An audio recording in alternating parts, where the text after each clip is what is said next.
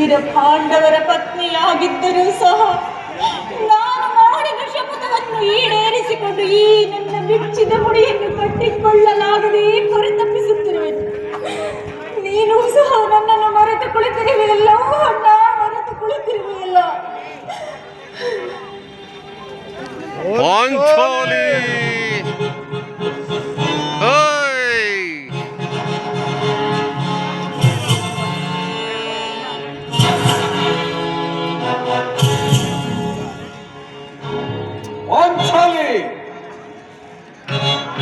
ಆಯಿತು.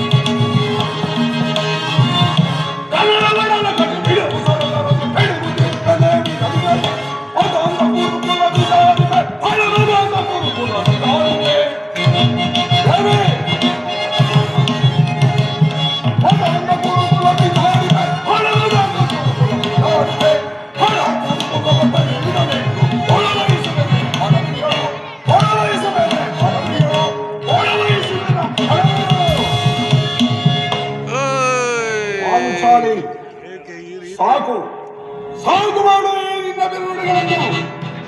ಹಿಂದಿರುವರೆಗೆ ಪರಂಪರೆಗಳನ್ನು ಪರಿಹರಿಸಿ ಕಾಪಾಡಿದವರಾರು ಈ ಪ್ರಚಂಡ ಭೀಮನಲ್ಲವೇ? ನೆರೆದ ಸಭಾ ಮಧ್ಯದಲ್ಲಿ ಅಗ್ರಜನ ವಿರುದ್ಧವಾಗಿ ನಡೆಯಬಾರದೆಂದು ಸುಮ್ಮನಿದ್ದ ಮಾತ್ರಕ್ಕೆ ನನ್ನನ್ನು ಕೈಲಾಗದ ಏಣಿ ಎಂದು ಭಾವಿಸಿದೆ. ದೇವಿ, ಸಪ್ತದ್ವೀಪವೇ ವ್ಯರ್ಥವಾದರು, ಸಪ್ತ ಸಾಗರಗಳೇ ಏಕಕಾಲದಲ್ಲಿ ಬಾಕ್ಯವಾದರು, ಚಲಿಸುತ್ತಿರುವ ಸೂರ್ಯ ಚಂದ್ರಾದಿಗಳೇ ಎಂದು ಮುಂದಾದರು. ಈ ಭೀಮನು ಮಾಡಿದ ಪ್ರತಿಜ್ಞೆ ಎಂದಿಗೂ ಎಂದಿಗೂ ಭಂಗವಾಗುವುದಿಲ್ಲ ದೇವಿ. ಹಾಗೆ ನನ್ನ ಸಹೋದರ ಅಗ್ರಜನ ಅಭಿಪ್ರಾಯದಂತೆ ನಡೆಯುವುದಾದರೆ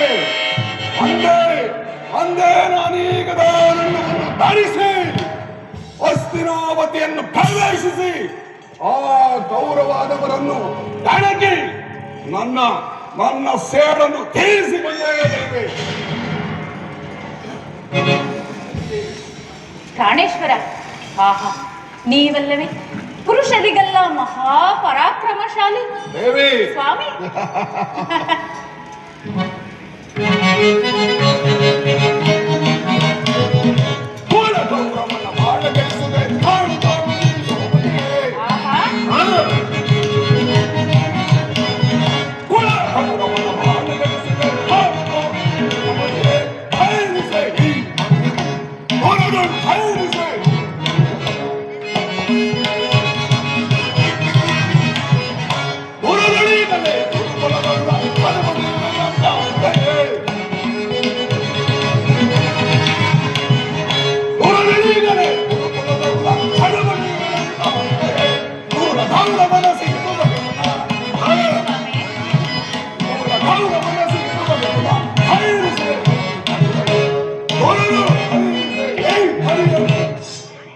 ದೇವಿ, ಎಂದಿಗೆ ರಣರಂಗ ಮಧ್ಯದಲ್ಲಿ ನಿಂತು